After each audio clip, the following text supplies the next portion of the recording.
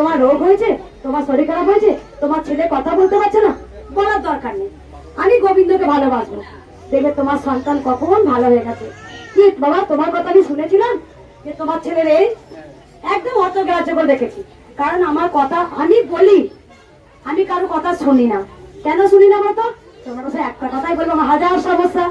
তাই সমস্যার সমাধান করার উপায় একমাত্র জয় কৃষ্ণ কালী মায়ের জয়।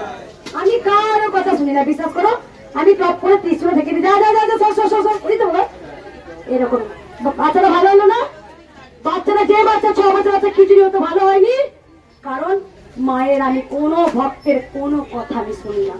কারণ মা অন্তর জানি তোমার সন্তানের যে সমস্যা নিয়ে তুমি এসেছিলে, মা আগে থেকেই জানে। তাই তোমার ছেলে আজকে সুস্থ। আমি কারো কথা শুনি না, শুনবো না আমি। কারণ তোমরা গোবিন্দকে ভালোবাসো, উদ্ধার করার একমাত্র গোবিন্দই আমাদের হাত ধরে টেনে তুলবেন।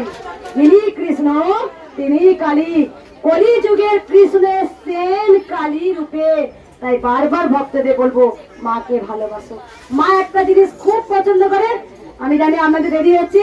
কি পছন্দ করে মা? দে তোরা উলুধ্বনি উলু দে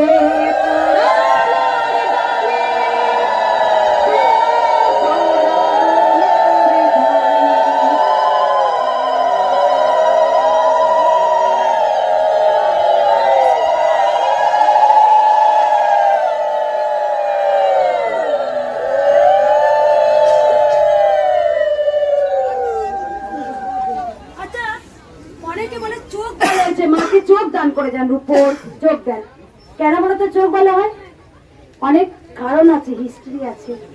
আমি দেখবে প্রত্যেকটা পুজোয় জয় জয় তারা। কারণ ত্রিশূল পার আগে আমাকে বড় মা দেখেছিলেন, সেই জন্য আমি পুজোর সময় জয় জয় তারা। কেন? কৃষ্ণকালী মায়ের মন্দির দক্ষিণেশ্বর আর তারাপীঠে অর্ধেক নিয়ে হবে, সেটা একমাত্র আমি জানি আর সোনামাই জানে। এই কথা গোপন আমার আর মায়েরই থাকে। তাই প্রত্যেকটা কথা আমি অন ক্যামেরায় বলবো না, আর আপনাদের সামনেও বলবো না। এটা গোপন থাক, আমরা কাজ পাচ্ছি কাজ। তাই আমি দক্ষিণেশ্বর মা আর তারাপীঠে বড় মাকে আমি প্রচন্ড ভাবে ছোট থেকে ভালোবাসতাম। আমি আগে মাসের মাস দক্ষিণেশ্বর গেছি মা ভবতারের কাছে, আমি তারাপীঠে গেছি। কারণ আমি মায়ের প্রতি খুব ভালোবাসা শ্রদ্ধা নিয়ে আমি কিছু যেতাম, কোনো কিছু চাইতে যেতাম না। মাকে বলতাম, মা তুমি ভালো থাকো, তুমি ভালো থাকলে গোটা জগৎ সংসার ভালো থাকবে। আমরা তো শুধু আমাদের ভালো কথা চিন্তা করি, আমাকে ভালো করো, আমাকে এই করো, আমাকে এই করো। কিন্তু মাকে কি বলতে হয়? তুমি ভালো থাকো।